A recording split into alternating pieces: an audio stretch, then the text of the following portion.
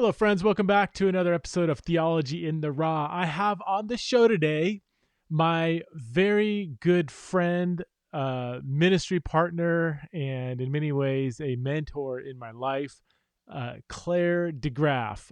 Most of you are probably not going to know the name Clare De Graaf, but as I say in the podcast, he kind of chuckled about this. I often refer to him as kind of like the Forrest Gump of Christianity. I don't think he's ever actually heard me say that about him, and he was taken back. I said, well, let me explain. I said, in the movie Forrest Gump, it seems like Forrest kind of shows up everywhere in various historical moments throughout the 20th century, and I feel like that's been Claire's journey. He's kind of operated behind the scenes of Christianity or evangelicalism. He's never been like a megachurch pastor, never written a New York Times bestselling book or whatever, but he's had a significant influence on evangelicalism in many different ways. Most of all, he just has an incredible story. He is 71 years old, and as you'll hear, he had a pretty tragic awakening happen in his mid-30s, and he decided to really live out this Jesus thing in really radical ways, and has just done so much for God's kingdom. I love his humility. I love his posture. And I'm excited for you to get to know him and hear, various aspects of his adventure, as he puts it, in Christianity. If you would like to support the show, you can go to patreon.com/theology in the raw, or you can just go down and look at the show notes, whether you're watching on YouTube or if you're listening on the podcast. And if you are listening and want to watch this episode, you can go to my YouTube channel. If you're watching and want to just listen to it, you can go to my podcast. So without further ado, let's get to know the one and only Clare De Graaf. All right, I'm here with my friend Clare De Graaf.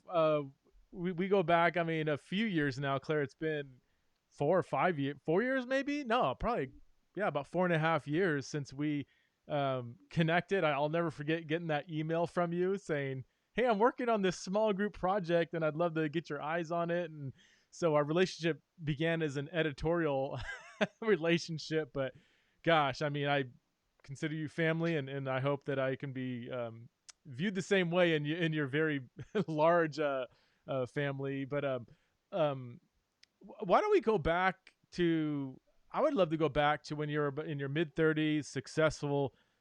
Actually, let's just go back before that. You have entrepreneurial blood from the time you were a teenager. Let's just go all the way back there, and then would love to hear more about your kind of really conversion experience, or at least your kind of conversion renewal to Jesus in your mid-30s, and we'll go from there. Oh, thanks, Preston. Yeah, probably the best way to start to talk about it is I'll read the first 2 paragraphs out of my book, because it's the tale of, if it's the tale of 2 cities, it's the tale of 2 lives. Okay. And so here's the introduction, the first couple of paragraphs, and it says the title is "My Story and Perhaps Yours as Well." Up until age 31, I was your standard issue Christian, the kind the Christian schools and churches in our conservative little town pounded out year after year like spiritual Model Ts, mostly in one color, beige. We were covenant children, born and baptized into the church, so we figured we came with a cradle-to-grave salvational warranty. And in the mid-'60s, every high school senior in my church was expected to make public profession of their faith unless they were an atheist or Democrat, and I was neither. But I had my questions. Yeah. And here's why I had my questions. I knew when I was in high school what my God was, not who, but what my God was. It was success. And I grew up in a great family. I went to church twice on Sunday, went to Christian schools all my life, Christian college. I have terrific parents. In fact, I tell people the only gripe I have with my parents is I can't blame my dysfunctions on them. They're wonderful people, simple people, actually. My dad was a carpenter, and my mother was a cleaning lady for the Zondervan Publishing founders. Oh, wow. And yet somehow in 6th or 7th grade, I just got this epiphany that if I wanted to have success and I wanted to have power and freedom, I needed to have money. And so I turned into a little yuppie in, 6th or 7th grade. I didn't know exactly sure. I joined Boy Scouts, and of course, 3 years later, I became an Eagle Scout. I was actually bashful, believe it or not, and just kind of an introvert. I wanted to be a forest ranger before that, but I figured forest rangers doesn't pay very much money. So I needed to get over my being extrovert. So I started selling greeting cards door to door, rubber scrubbers, over the door hangers. And I thought I could sell brass knuckles to Gandhi. I mean, I was just go, go, go. And, and so everything I tried, I just went for it 100%. My parents thought I was a little odd, but it was good, clean work, and I was shoveling driveways I live in Grand Rapids, Michigan, so we had plenty of snow back then, and before climate started to warm up, ruin the business. But I shoveled driveways, cut grass, and that kind of thing, and so. So I was raised around the church and believed everything about God to be true. I believed the Bible to be completely true. I believed Jesus Christ is the Son of God. I knew everything about God. He just wasn't my God. He was close enough to be a comfort, but distant enough to be not terribly inconvenient, is the way that I would say it now. Yeah. But when I was in college, my dad had a chance to buy a small business from my grandfather. We had 8 employees, and we called it the shop, and it was the shop. And we made parts for office chairs that made office chairs go up and down. In the olden days, you had a screw underneath, and you had to turn a nut and make go up and down before gas cylinders. And while that was a decent business, and my dad was reasonably happy with it, that wouldn't get me private jet money. That's where I was heading. And so in college, at Calvin College, I invented and patented a tilt mechanism that went on the top of that actually tilts chairs, that eventually became the largest selling mechanism in North America. And but my dad got cancer and died a few years later at age 46. I took over the business while I was still in college. We grew it. I'm 30 years old. We've got 175 employees, running 24 hours a day, cottage on Lake Michigan, a Mercedes convertible in the garage, and the doctor walks in my hospital room and he says, "Clare, you have lymphoma cancer and you have 5 to 9 years to live. I don't think you'll see your 40th birthday." Well, even for an aggressive little yuppie like me, a prognosis like that can really mess up a 20-year plan. And so I began to I was married at the time. We had 3 kids. We now have 6 kids and actually 20 grandchildren. But at the time we only had 3 kids, and I was just having to reel with this new information because I was on top of the world, and how could I get this information? So God used that, I think, to awaken me to some people in my church who were turned on to Jesus in a way that I wasn't. And, they were always the first one to say, "Praise the Lord," and give you big hugs and stuff. And that was not my scene at all. I was a country club kind of guy. I just thought they were like the Eagle Scouts of Christianity. Good for them. I just didn't see the point. I didn't need box seats in heaven. How bad can the bleachers be? I was in, But then I started thinking, well, maybe what they actually have is the real thing, and I've just been playing at this, and most of my friends have been playing at this. So I went to a pastor friend of mine, not my pastor. I wanted a second opinion, and I said, "What do they have that I don't have?" And he said, "Well, they have a relationship with Jesus Christ." And I said, "Well, how does that happen? I mean, I know he lives in heaven someplace on a galaxy far, far away, but I wouldn't know how to connect with him at all." And he said, "Well, how did you learn to connect with your wife and fall in love with your wife and have a relationship with your wife?" And I said, "Well, I don't know. She looked good in high school one day, and I asked her out on a date, and we started talking, and that was it." And he said, "Well, how much time do you spend talking to God every day?" I'm thinking to myself, should I lie to a pastor? I better not. I said, "Well, I read, I pray before we eat 3 times a day. And I go to church on Sunday, twice on Sunday, actually." And he said, "Would you think you would have fallen in love with your wife if you talked to her for maybe 30 seconds before you ate and went and heard a lecture on her twice on Sunday?" And I go, "No, obviously I didn't." He said, "Here's what I want you to do. I want you to begin reading a chapter of Luke a day for the next 30 days. Now, Luke has 28 chapters, but you had a couple of days off if you get lazy. But just read a chapter a day, and before you read, I want you to pray this prayer: God, teach me everything you want me to know, and give me the guts to live it. And he said, when you get done, come back in a month and tell me what God has told you. It didn't take a month. A couple weeks into that reading, the kind of person Jesus described as one of his followers bore no relationship to me whatsoever. Wow. And I knew it. And I knew I was in trouble. But I didn't want to be a Jesus freak.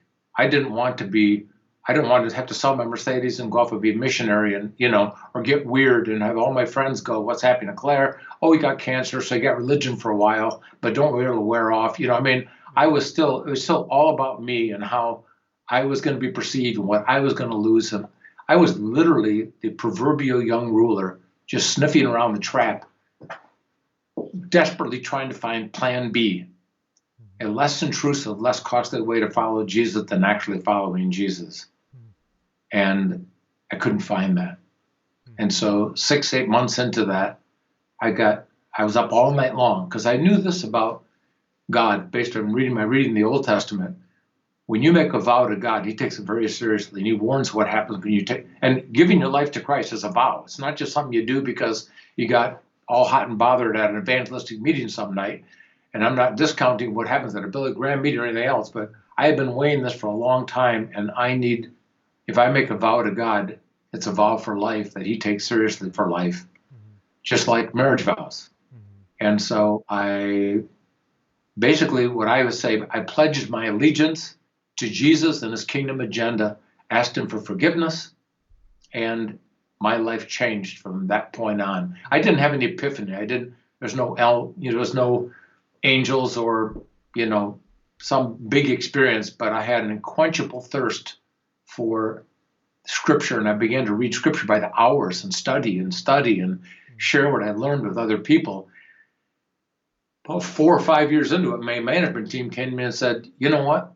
We're really doing great. We're very profitable, but your head is just not in this anymore. I had 3 patents to my name at that point, but I stopped working on them for a couple of years. And I said, I think you're right. I don't think I will live to 40. And I was 35 at the time, so I put the company up for sale on a company in the New York Stock Exchange and sold it. And I haven't had steady work since. So that was 1984. You've been unemployed ever since.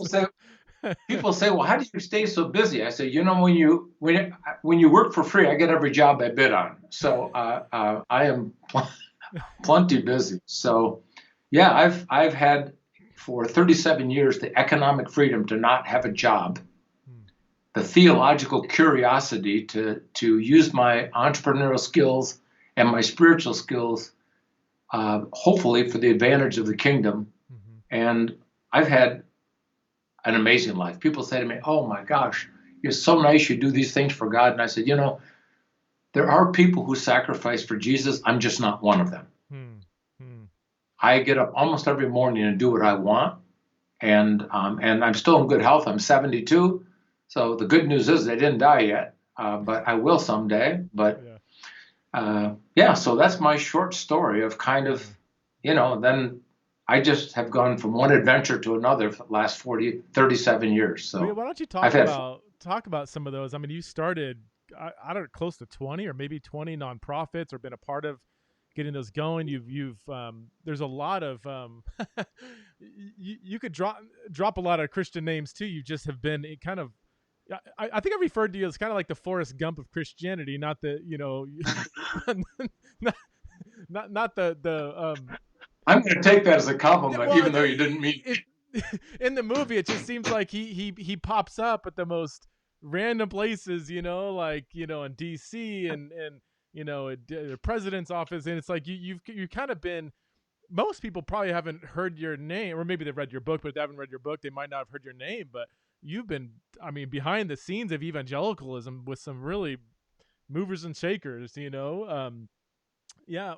Why don't we start with one that everybody's going to recognize? I mean, you were at a church several years ago in Grand Rapids when some, promising young charismatic leader, youth leader, wanted to plant a church.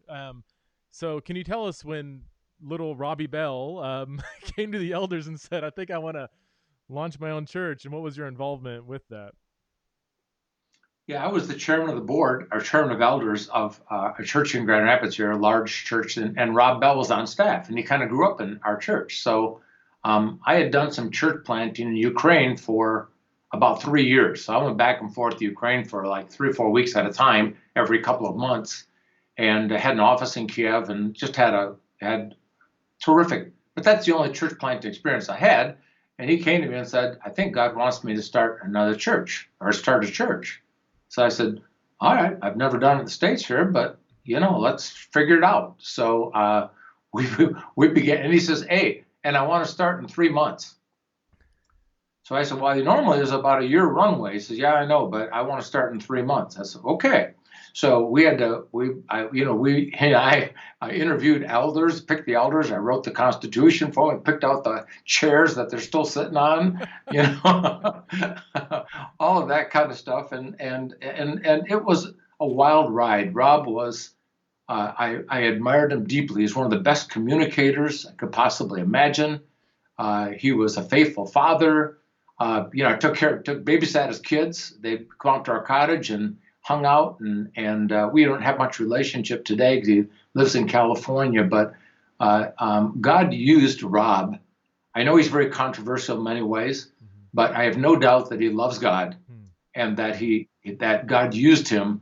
And there might be tens of thousands, maybe hundreds of thousands of people who are believers to this day. Do we have some theological differences? Yeah, and we've talked about that, and we've agreed to be friends in spite of that. But yeah, that was great training for me, because then I had the opportunity to do 3 or 4 more churches after that, based on kind of what I learned. So yeah, I was. How did you guys? I mean, because Rob, he was always a forward thinker, thinking outside the box, kind of contrarian, and I say that in a positive way. I feel like I can be contrarian in some ways, and but then he really pushed the envelopes in certain, he started tipping over more and more evangelical sacred cows, and one might even say some Orthodox sacred cows. But when he really started to, um, challenge some of the, maybe traditional beliefs of Christianity, how did you guys as a relationship work through that? Did you ever raise concerns, and how did he handle that, or what did that look like on a relational level? Well, he started coming under the influence of Brian McLaren a number of years ago, about 3 years into this church planting experience. In the meantime, by then, I had actually stepped back into my church, was still an elder at my church. I never intended to leave my church. I just helped him start this church. So, I didn't notice it on a day-to-day or week-to-week, even month-to-month basis. But then he started giving me some of Brian's books. And then we started meeting and talking about them. And alarm bells went off, because Brian is a very thoughtful person, knows the scripture really well, a great writer. So I have a lot of respect for him. In fact, we had coffee together one time when he was in Grand Rapids, and he asked me, he said, because we were kind of debating on some things, and he said, "Did you ever read my book, Generous Orthodoxy?" And I said, "I did." He said, "What did you think?" I said, "I think it's too generous." And that's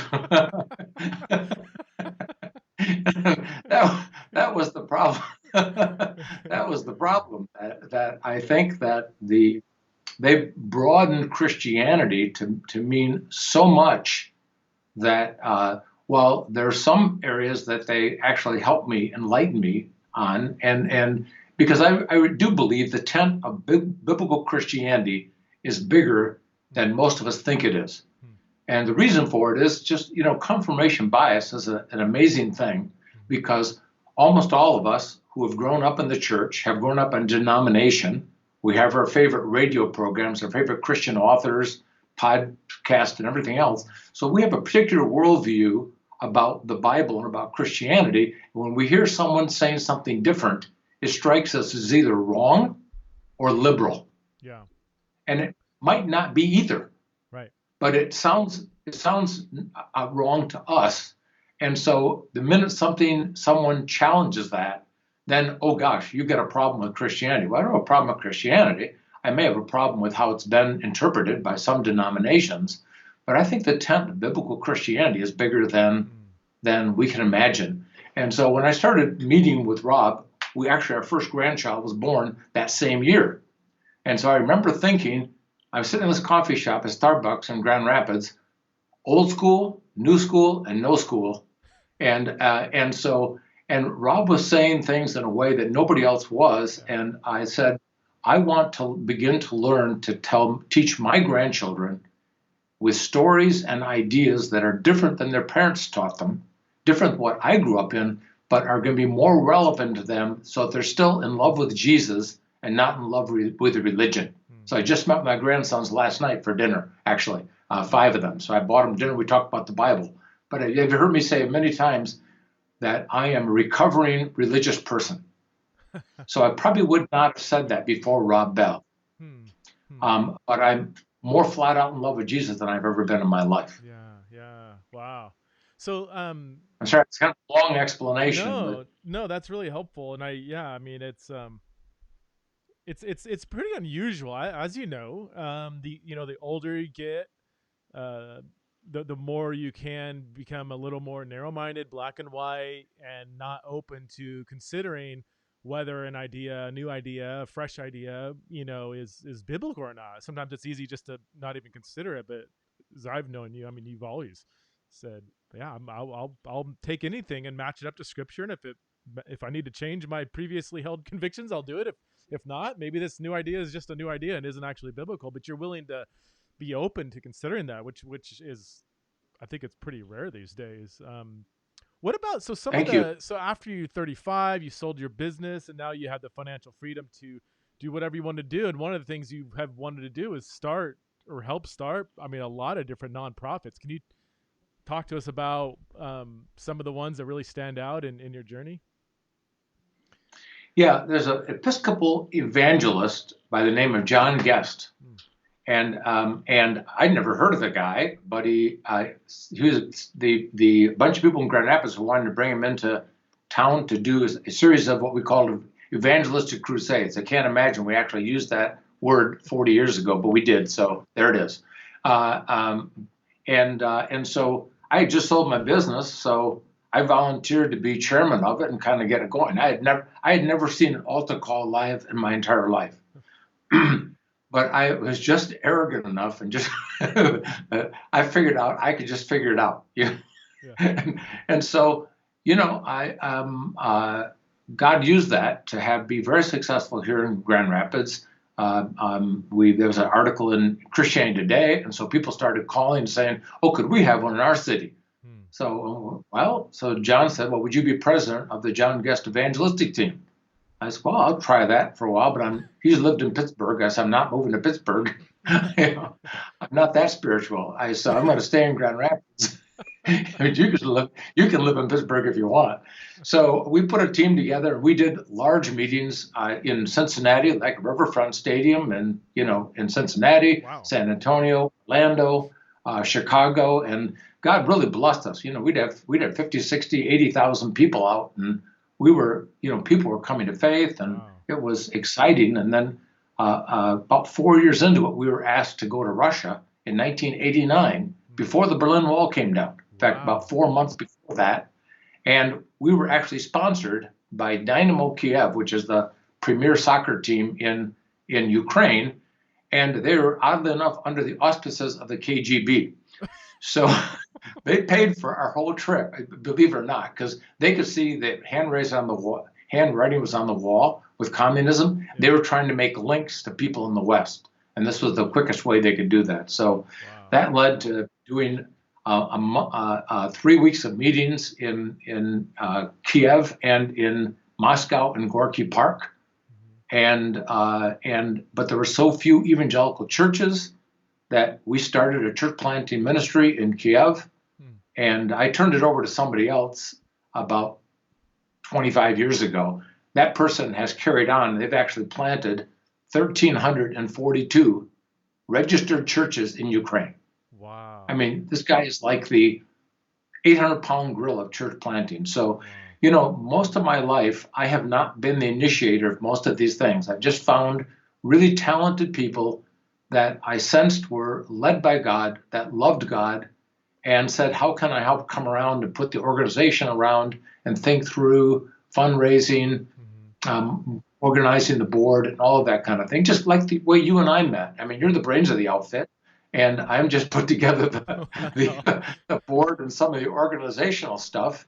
So God has allowed me to come along with side of some really talented people. And but probably the longest ministry that I was in is 20-some years ago, 25 years ago, a guy walked to my office raising money. He was trying to start deaf churches. And he told me that there was no Bible in the world, even in American Sign Language, in sign language, video sign language. And this is back in VHS days. I mean, this is long ways back. Yeah. And I said, well, that can't be. And I asked a million questions, and so he said, yeah, we have some families living in an abandoned orphanage in Union Mills, North Carolina, in the mountains, and we're trying to figure out how to translate the Bible into sign language. Would you come visit us? So I said, well, okay. So I went down for 4 days and just hung out with deaf. And I won't get into all that I discovered, but I came back and I said to my wife, I think I found my next ministry. And she said, the deaf? You don't know anything about the deaf. And I said, apparently nobody else does either, so I may have a shot at this. But I said, I think they do. I think they just need some help to come alongside. So these are they had one full-time person, and all the rest of them just lived in this orphanage and shared communal baths and everything else. So I left that actually to go with you. So you ruined that career. When I told my wife I was going to help you start an organization, she said, what are you going to stop doing? And I said, well, I really hadn't stopped doing anything. And she said, well, you need to stop doing something. So DOOR International, which today they have, I was on a conference call last week, they have 212 full-time people all over the world, 90% of whom are deaf, who are evangelizing and translating the Bible into sign language. So that's one of these things where, again, it was talented, gifted people that just needed someone to kind of help behind the scenes to help organize things. So I've had a ball. And I mean, ministry-wise, you've had just a global influence, but even on a personal level, I mean, it seems like just you have a very global mindset. And even that comes into like through adoption. And you said you have 20 grandkids, and how many nations are represented in the 20? Do we have I don't know do you have a? Yeah, I do. My wife keeps track of this stuff better than I do, but I think roughly we have 20 grandchildren. I know that. 6 of them are international special needs adoption. Okay. And we have 3 of our own biological children, and 2 we adopted from Korea as infants, who are now in their mid-30s, and an Albanian daughter my wife found dying in Albania and called me up and said, I'm coming home with 3 kids, have a doctor at the airport with some oxygen. Back in those days. Can you go back and give the context of that story? Because that really kind of blows me away. Well, my wife was in Albania with an adoption organization, Bethany Christian Services. And she had been raising money, helping them raise money for some organizations in the Philippines. In fact, there's still several going on where Cribs International is an organization that helps get young girls out of sex trafficking, give them a home, and get them on their own with a new identity and everything else. They're still going on. And she helped start that and raise some money for it. And so they wanted to do the same thing in Romania and Albania. And she went to Albania and went into the children's hospital, and it was just miserable. It was just, they had no medicines. People had to bring food in. They had no food service. If your family didn't bring you food, you couldn't stay there. They had to bribe the doctors to give. It was just, this is 1992, and so communism had just fell, and this was just a poor country. Wonderful people, but just a poor country. And so she asked the doctor, are these kids dying? They said, no, we send the dying ones home. We can't do anything for them. She said, well, any of those dying ones, if they came to the States, could they maybe get life saved? And he said, yeah, we keep a short list of about 25 kids who, if they got good care in the West, they could actually maybe be saved.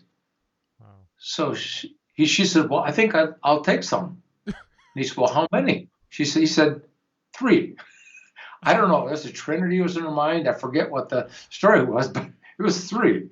So so bless her heart, they assigned 3 kids to her, but in the 2 days while they were arranging all the visas, 2 of them died and 2 more had to be replaced. Okay. So literally about 4 days into this, she gets on an airplane and she flies with these kids.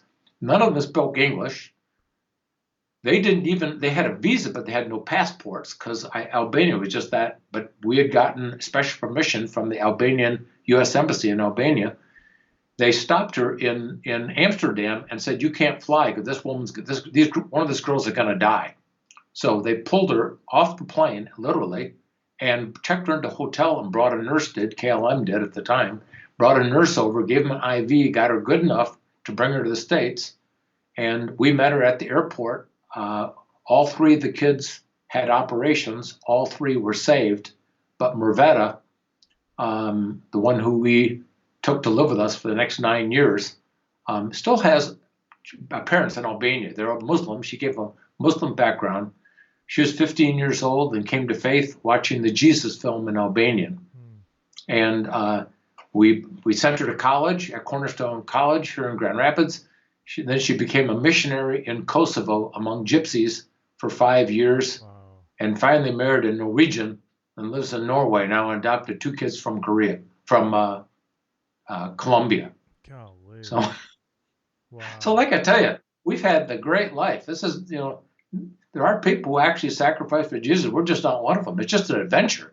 No, there's times when I'd like to hide all sharp objects. I mean, it isn't always always easy raising that many kids or raising money or anything else. But I've had, I'm blessed. Why don't you? So I want to come back, and ultimately I want to spend some time you just speaking to people who may be at that, midlife. Maybe not a crisis, but just kind of middle life, maybe later in life, maybe the passion just isn't there anymore. Maybe they're like, yeah, I kind of want to just ride this thing out, kind of coast on my spiritual fumes. I want to ultimately have you speak to that group, which might be a lot of us, but why don't we give some background to how we met and why you became interested at that time you were in your mid to late 60s and all of a sudden you wanted to understand the LGBTQ conversation a little better, which isn't necessarily the cup of tea for every 65-year-old Christian in Grand Rapids. How did that come about? Well, about every other year for the last 20 years, I took groups of college students and high school students backpacking through Europe. Now, it wasn't really always backpacking, but literally we'd start out in Oxford, Paris, Geneva, Krakow, Poland, and Budapest. And I had friends in all of those cities, and I would teach a biblical worldview and history. I'm a history buff. And so I would take these young men and be about a week and a half of mentoring. And so I began to notice in 10, 12 years ago that a lot of the young guys I were taking, when you talk to them about LGBT people, they wanted nothing to do with a church or a religion that was unkind to LGBT people. And so again, I thought of my grandchildren, and I want to prepare myself to actually have an answer for them that's true to the Bible, but it's also gracious and intellectually honest and kind. So I started going to conferences of LGBT people, Christians, to hear what they had to say. And I came off my first one, and in fact, my second one, my wife said, didn't that kind of creep you out a little bit? Because we were raised in the 60s and 50s, when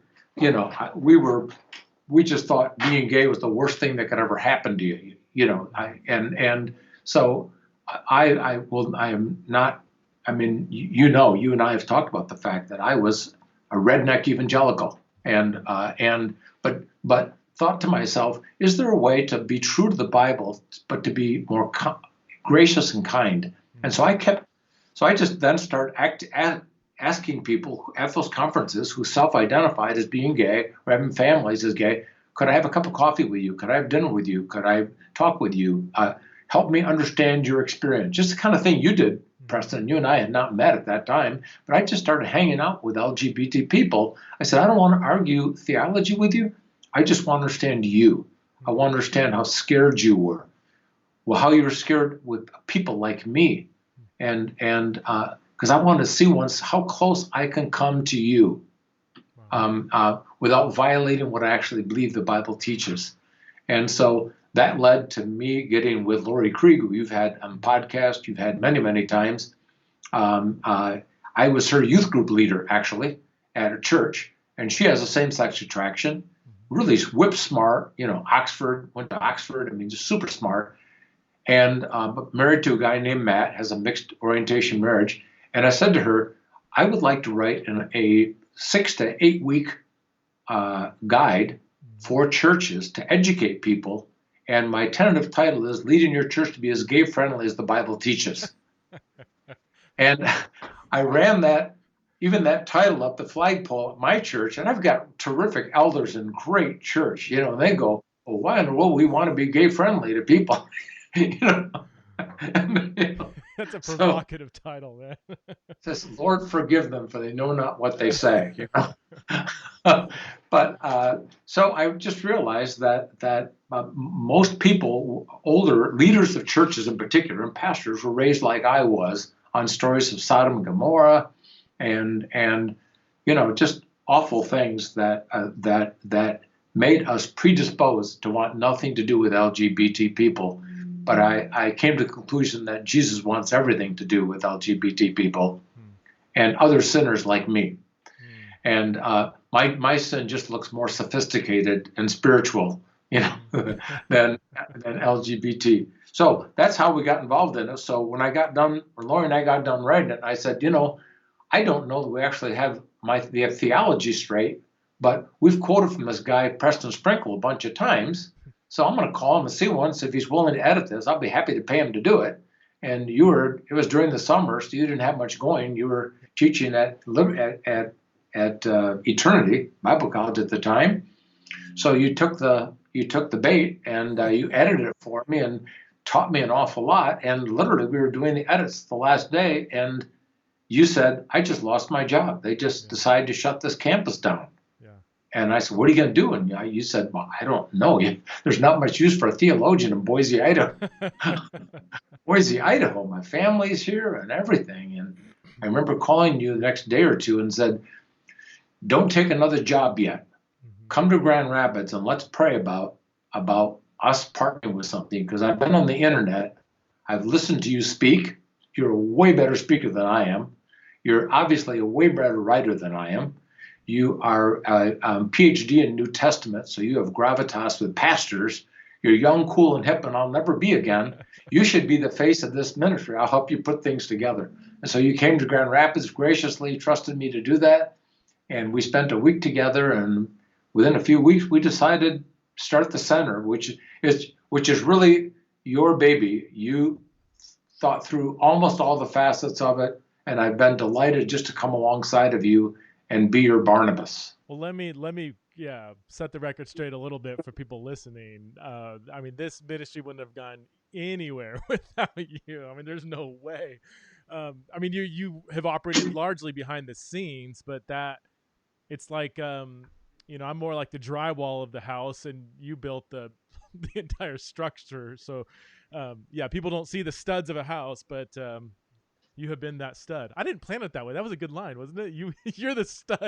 You're the stud of the center. Not anymore. Not at 72. Only in my dreams. I remember one of the things that I think, I said up front, and you kind of saw as well. I said, hey, look, I'm not a fundraiser. I don't want to spend all my time and energy just like asking for money. But you, with your business background, the one thing I really liked is you said, let's build this thing to where it will, in a sense, fund itself, so that the work you're doing, writing and speaking and training and producing everything, actually will help fund the ministry. And that, I've been really excited. I mean, COVID, hit us pretty hard with that, but even there, the Lord's been super good. And have you seen this kind of? I mean, you've done so many nonprofits, and I think ours is, yeah, it's really exciting that I don't have to spend so much time asking for money, and people have been so good and generous, but I spend most of my time doing what I feel like I'm called to do. Um, Yeah, when I first started raising money for this organization, because it took us a year to kind of just get up and running, to right. write all the materials, to think through the whole idea of Leaders Forum. We needed a fair amount of money. I said to people, I hope that this can be an economically sustainable ministry, that maybe 70 to 80% of what we need can come in through the sale of materials and seminars that we do, Leaders Forums that we do. Now, I said, here's my disclaimer. An economically sustainable ministry is the unicorn of ministries. We all believe it exists, but no one's actually seen one. And in all my years, I never had one. And so God has blessed this ministry to where I think we get pretty close to 70% of our income, except for new projects that we're doing, from the sale of materials, so that we don't have to have bake sales and banquets and stuff like that anymore. And so this is, God blessed this in a unique way, in a way I've never had this kind of thing before. Yeah. So it isn't like, well, I do this all the time, no problem. We just follow this formula. God had his hand in this ministry in a way that I've never seen it in any other ministry I've been involved in. He has provided for us just shockingly generously. Yeah, that's amazing. Last couple of weeks was making phone calls to people that have given to the ministry, and we did an end of the year campaign to kind of get us through the end of the year with COVID. The last 8 months, it's been a slow drain, but man, I'm seeing names of people I've never even heard of, like giving, to the ministry. Sometimes it might be $500, $1,000, sometimes it's more, or monthly giving. I'm like, who are these people? So I'm making phone calls, and it's great to get the financial support for the ministry, but to hear the stories, like why they have found value in what we do. I mean, people all over the country, that a lot of them are parents with, kids wrestling with their sexuality. And you can't put a price tag on, seeing and hearing stories of people that have, really been helped by the work that we're doing. So it's been a challenging ride. It's been an exciting adventure, but yeah, who would have thought 5 years ago when we first met that it would have turned into this? Who would have thought? Mm-hmm. Can you speak now to somebody listening? Maybe so I'm 45, you're 72. Maybe somebody my age, between our ages. Maybe they're my age, maybe they're kind of midlife, maybe they're on the other side of midlife, and maybe they're just kind of like, I still go to church, I'm not sleeping around, I'm trying to be faithful to my job, but I'm just kind of coasting. I'm riding on fumes. I feel like I'm kind of on the other side of living this adventure of Christianity. And what would you say to somebody like that may be kind of coasting in their spirituality? Well, there's two issues. First, what you're doing is, if you're coasting in your spirituality, pray about getting a spiritual mentor. I've had 3 or 4 of them over my life, and I just said, help me move from wherever I am to wherever you think God wants me. And, most of us, if we wanted to get good playing the piano, we'd hire a piano teacher, or we'd take guitar lessons, or go to a yoga studio or something. We'd find somebody better than us, smarter than us, more experienced than us. And, and unfortunately, I think the substitute is, for a mentor, it's just going to Bible studies forever. Mm-hmm. And well, in fact, I wrote a blog one time, The Danger of Too Much Bible Study. Most of us, if we had kids that went to college for 10 years, at some point we'd say, George, you need to get a job. I'm tired of you going to college. You need to go out and do something with it. And there are guys I meet with who go to 3 Bible studies a week and think they have a ministry. Well, unless they're leading the study, they have no ministry. They're being ministered to. They're growing in their knowledge, but how smart do you need to be to actually impact the world for God? Not terribly. You just need to be in love with Jesus, have some basic knowledge, and care more about other people than about yourself. And it isn't all that complicated, frankly. I think part of the problem is that a lot of guys my age have been raised in the church to think, well, you work hard all your life, you retire at 65, retire to Florida someplace and kill time pleasantly in warm places. And that's my worst nightmare. My wife and I are actually going to Naples next week for 3 weeks. It's the first time we've ever done that. We've never been gone for even 2 weeks. Wow. On vacation. Well, one time it was 2 weeks, yeah. But that's about enough for me. And then I'm on to doing things. But I'm already setting up meetings down there with guys. And because in between these activities, I have tried to be a mentor to men. So I've got about a dozen guys that I meet with regularly and just kind of cheer them on to doing something more significant with their life. Some of them are small business owners. Some of them are teachers. But just helping them figure out how to move from here to there. Bob Buford years ago wrote a book called Halftime, and actually a better second book called Game Plan. And Bob was a friend. I read some of his early drafts of his book. He and I traveled together and spoke together for a time, and he started the Halftime Institute, which actually helps men and women move from success to significance.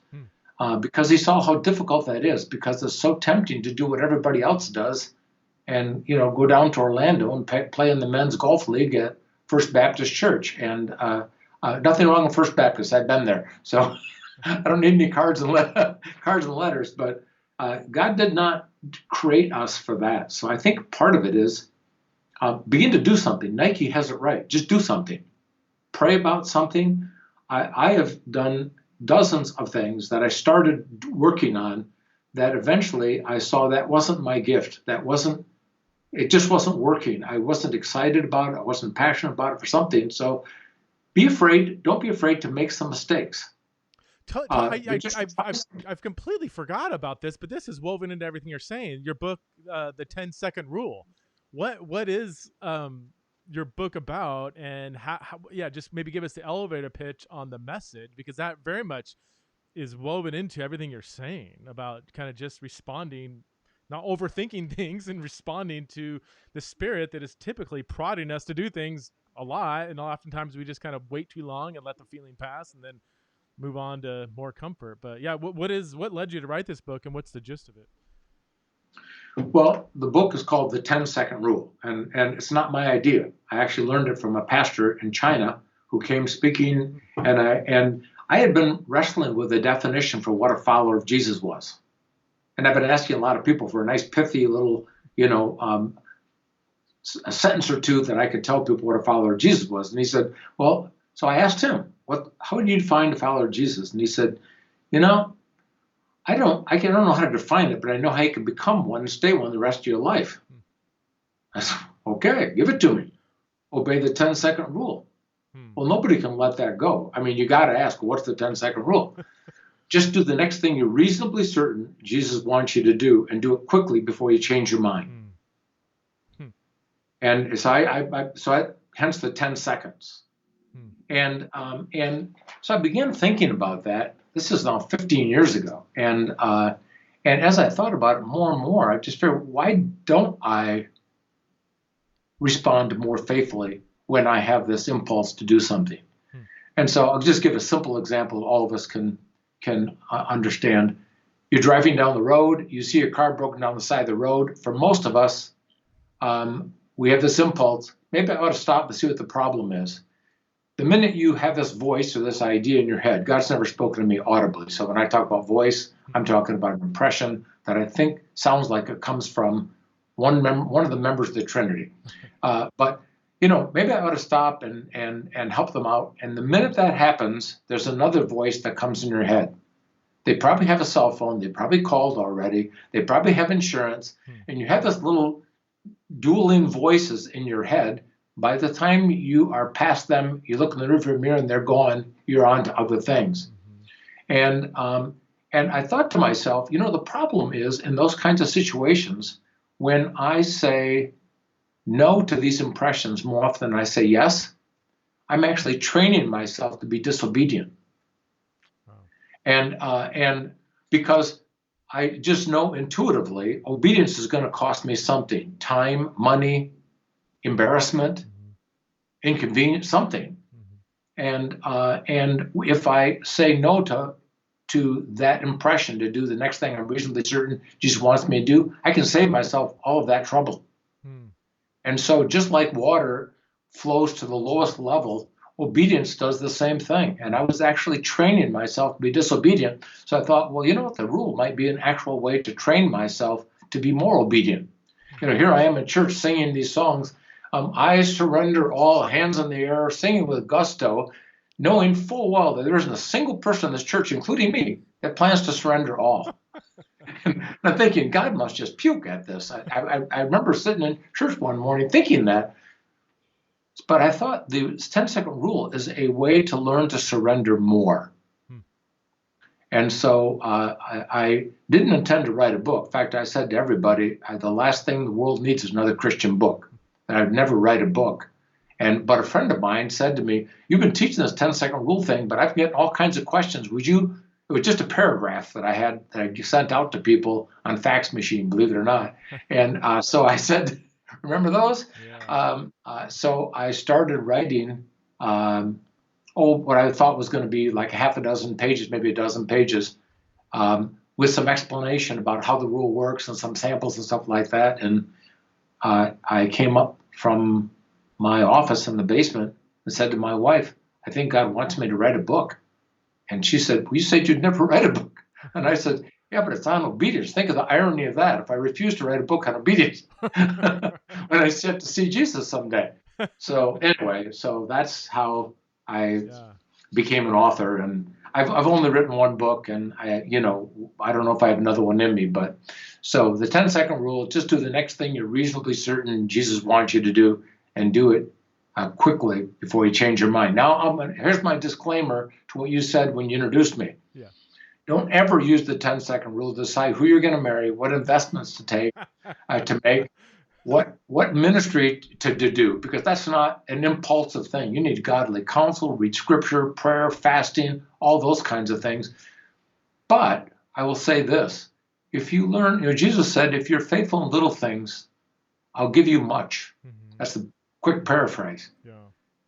Why in the world would God trust us with big ministry things that we all think we'd be happy to answer if God actually asked us to do something, when in fact we aren't willing to be faithful in the small things?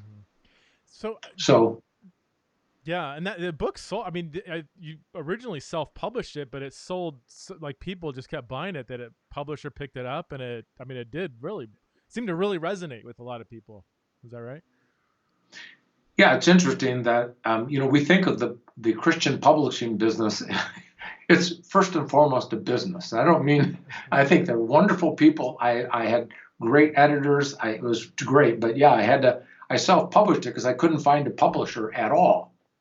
And then so then I just put it on Amazon and send out to people I know. And I sold 23,000 in the first 6 months. Then I get 2 offers from Thomas Nelson and from Simon & Schuster. And so I said, well, why do I need you guys? I'm doing fine. Thank you very much, And they convinced me that I would have a broader platform, and it was true. So I ended up selling it to Simon & Schuster. But interesting enough, they sold it to a German publisher, and they've sold almost 18,000 copies in German. And I don't know a single German at all. So but as you know, in ministry, you can't explain how these things happen. Yeah. And because it has to be God. I'm not that good an author. I mean, you've read the book, so I think I'm okay. But I think you're a good author. No, it isn't just platform. Yeah. It's God. And if we try to claim different, we're going to pay a price for that. So I think I've tried to hold things loosely. I think the purpose of my life is two things, actually 3 things. The purpose of my life is to make God look good. So I want people who don't know Jesus to look at me and say, you know what, I might consider taking a look at that. The second purpose is to make life better for other people. And the third purpose is to introduce people to Jesus and his kingdom agenda. And if I can do those three things without embarrassing myself before I die, I think I can die with my boots on. And so I have no intention of retiring. My wife said, when are you going to retire? And I said, why would I do that? Yeah. I hope my last office is a coffin. Yeah. So no, I'm having too much fun now, you know? You've you've been engaging kingdom work for several decades. I mean, from before the communism fell all the way through 9/11, pre-internet, post-internet, pre-smartphone, social media, post this, and now in the age of Trump, and now as we emerge into the post-Trump era, whatever that means or looks like. I mean, you've seen the American evangelical church go through some changes. What would you say are some maybe changes that? What are some of the big changes you've seen in the church? Like, what is the church? How is it looking? How is it different than it was, say, 35 years ago? And then my next question is going to be like, I would just love for you to kind of, do you have any concerns with like, what are your like, man, we really need to do better at this, given some of the drastic changes in culture? Are you hopeful? Are you discouraged with the direction of evangelicalism? Or I don't. Those are kind of really broad, open-ended questions, but would love to get your perspective on just kind of evangelicalism as a whole, as you've been through many decades of involvement. So like in 30 seconds or less? Yeah, we'll start there. Yeah, I'm sure this could probably take another hour. Okay, so I'm going to give you the short version. I think that younger people, younger Christians, don't hug the theological trees like we used to. I mean, I was grown up, I had to memorize the Heidelberg Catechism. I mean, that was doing a hard time, in Grand Rapids, Michigan. That's what we did.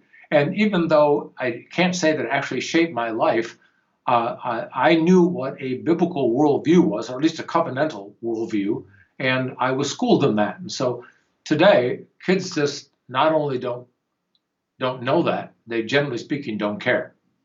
They care more about, does Christianity make you loving and kind and just, more than doctrine.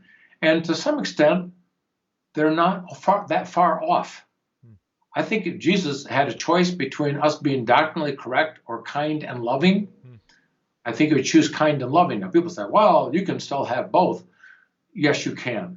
But I think that an older generation is far more concerned about theological correctness and willing to go to the wall over that, and being unkind while they're doing it. And so here's the thing, and this has nothing to do with Democrats or Republicans, so please don't send hate mail to Preston. We have 5 college-age seniors, grandkids, and a couple of them that are actually out of college. And I meet with a lot of high school and college-age young Christians. They are disillusioned over evangelicals being willing to put up with some really unkind behavior in the last number of years, some shrill behavior.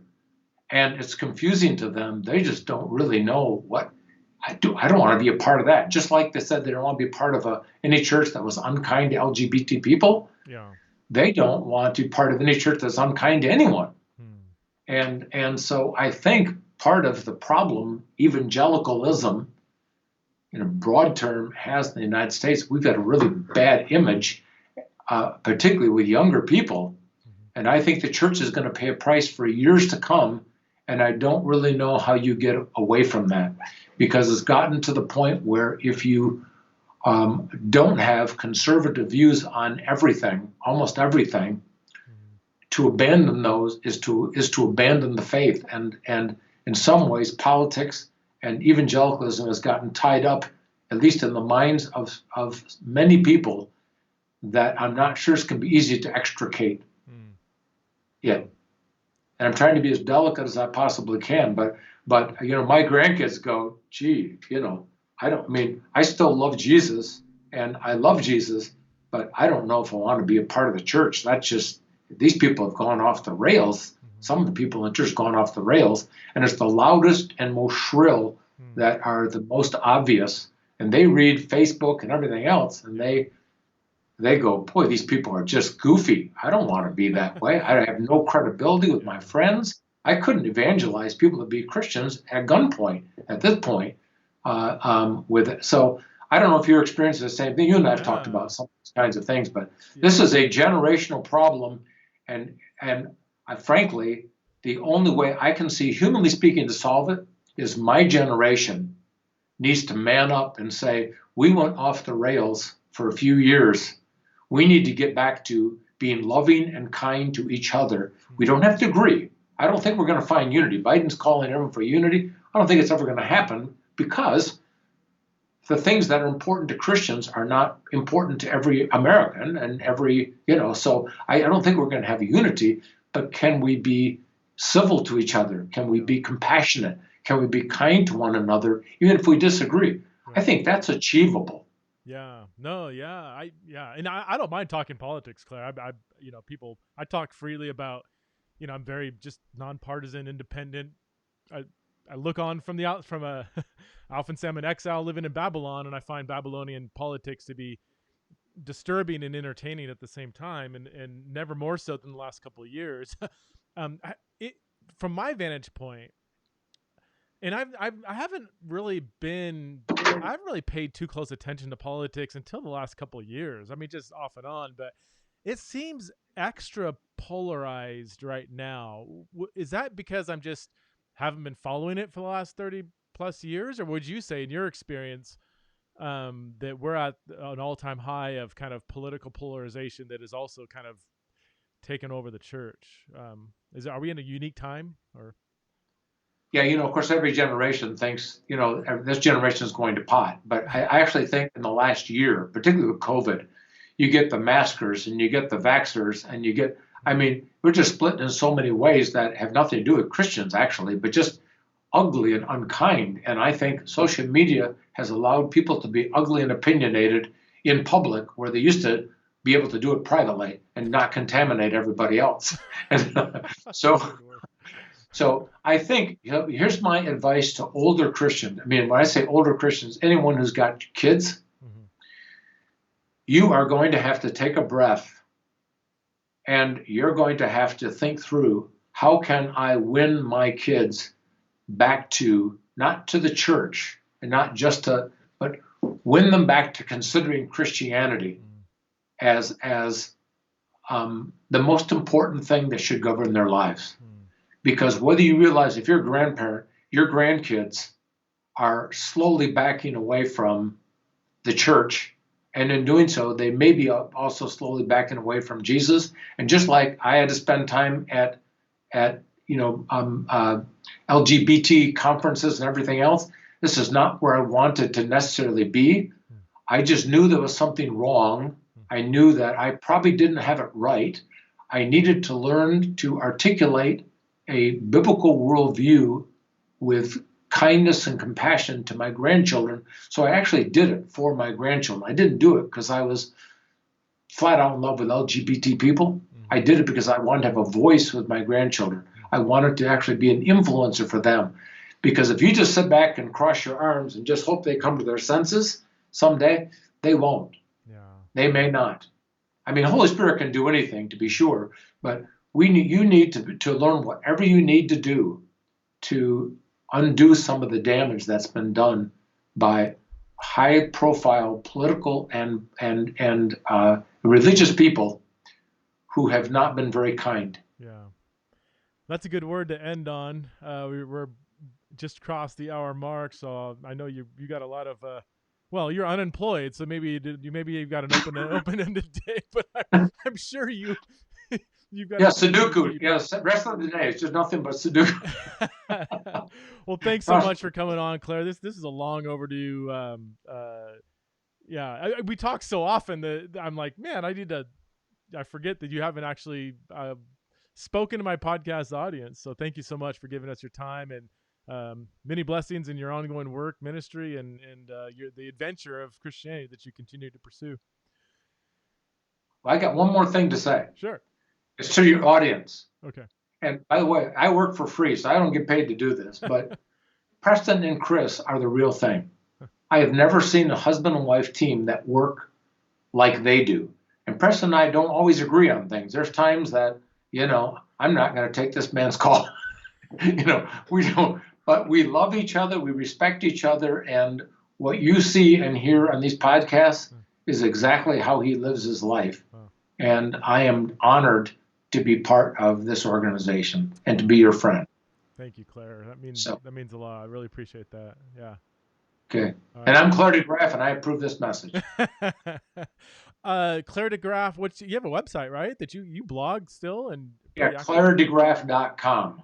Clare De Graaf. Your name's in the podcast title. Yeah, ClareDeGraaf, ClareDeGraaf.com, or the 10secondrule.com. So look him up, and he's got great blogs. He's still very active. So thanks again, Clare, for being on Theology in the Raw. Thank you, Preston. Bye-bye.